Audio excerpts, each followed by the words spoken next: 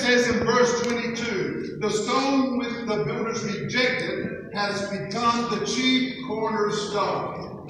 One of the most unusual names for Christ in the Bible is the term stone. The head cornerstone would be the place of greatest honor in a building. However, the rejected stone, the Messiah, Jesus Christ, is referred to here. He's the rejected stone who will become the chief cornerstone. This verse should also remind us of the occasion when they were building Solomon's temple. Let's take a little history class this morning. King Solomon built the temple on the place where the Dome of the Rock in Jerusalem stands today. And there was no sound of hammer or saws or pounding of any kind. The temple was erected in solids, complete solids. The rocks that formed the temple were from a quarry underneath where the temple was built, from Solomon's quarries, and with such exact blueprint dimensions that each stone was shaped perfectly before it ever left the quarry. And when it arrived at the temple site, it would fit perfectly into its proper place. And according to Jewish tradition, a huge stone was carved and shaped to the exact dimensions and then sent to the temple. And when it arrived at the site, the builders could not find a place to use it.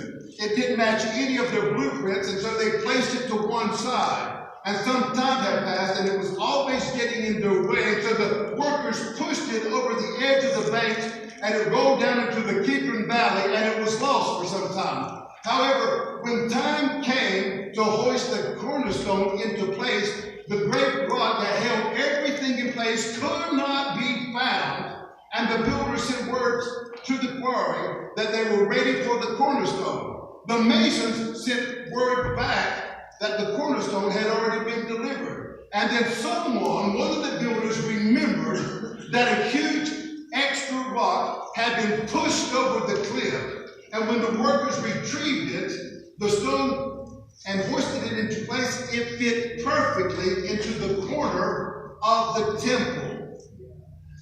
Now, Jesus regarded this stone of rejection as reaching its true fulfillment in himself. It was prophetic of his own glorious entrance into Jerusalem during the week of his passion, only to be followed by his rejection. You remember on Palm Sunday, they're waving the branches and singing praises to God, and by Thursday, they're crying, "Crucify him, crucify him." Aren't people love you? One day they love you, and next day they want to kill you. Can I get a witness on that? You came over Barabbas.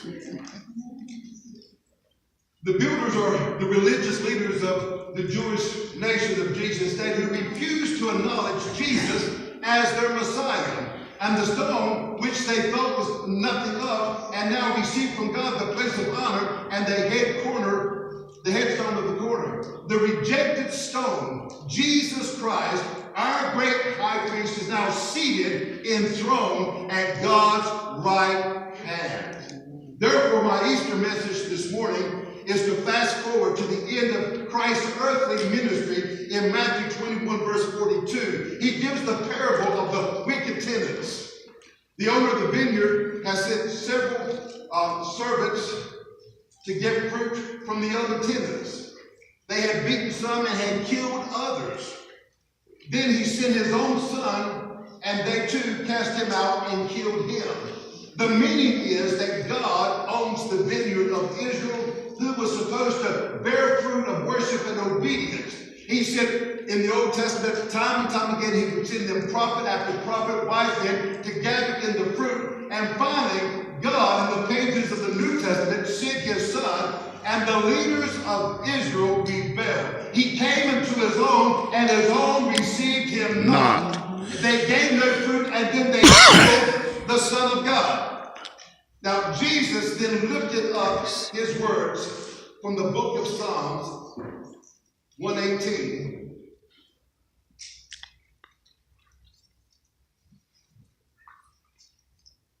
Jesus said to them, "Have you never read in the scriptures, the very stone which the builders rejected has become the head corner?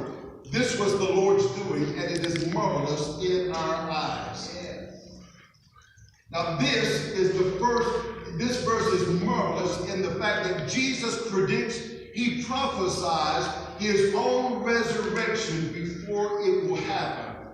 He has done this many times before, but here he does it again. Sometimes he would make it very plain. For example, he said, after I am raised up, I will go before you into Galilee in Mark 14. He told them, I'm going to be raised from the dead and I'm going to meet you in Galilee. At other times, he just said, he spoke of it indirectly. He said, destroy this temple, my body, and in 3 days I will raise it up again. But the Sadducees, the Pharisees, thought he was talking about the temple of Herod, which took decades to build. And they questioned him, how can you raise this temple up in 3 days? But again, he was talking about his own body, his own life. Kill me, and in 3 days I'm going to live again.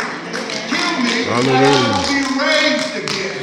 Another time he said, no sign will be given this generation except the sign of Jonah. He said, in other words, as Jonah was 3 days in the belly of the whale, so will the Son of Man be in the heart of the earth for 3 days and 3 nights. Indeed, he was crucified, but 3 days later he arose just like he said.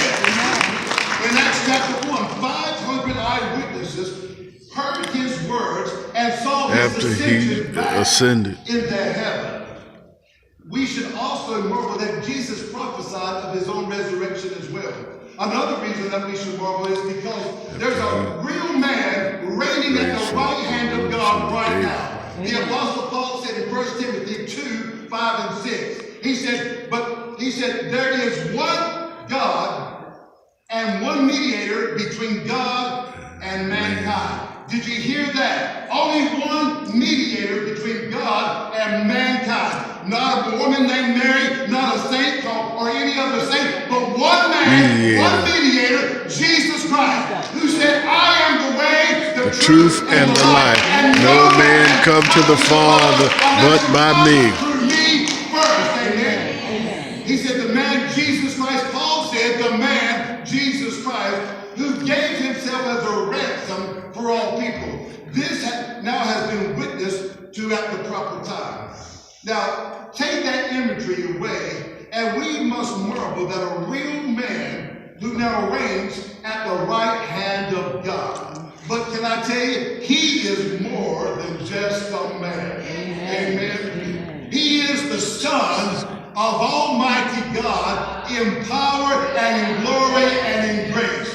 And he demonstrated his power all through the pages of the gospel, but one time in Matthew 8, when the disciples were on the Sea of Galilee and a storm arose and it threatened their very lives. Without warning, a ferocious storm came up on the lake and the waves were sweeping over the boat, and Jesus is sleeping in the back of the boat. The disciples went and woke him and said, Lord, save us, we're going to drown. And he simply stood up and he said, oh, ye of little faith, why are you so afraid? Then he got up, the Bible says, and rebuked the winds and the waves, and then it was completely calm. The men, those disciples that had traveled with him for 3 years, looked at one another, and the Bible says they were amazed and said, what kind of man is this, that even the wind and the waves obey him? I'll tell you what kind of man he is. He's the blind man healer, the water walker, the bread multiplier, the God man that shows up in the right situation. The God man. In lions' dens, in fire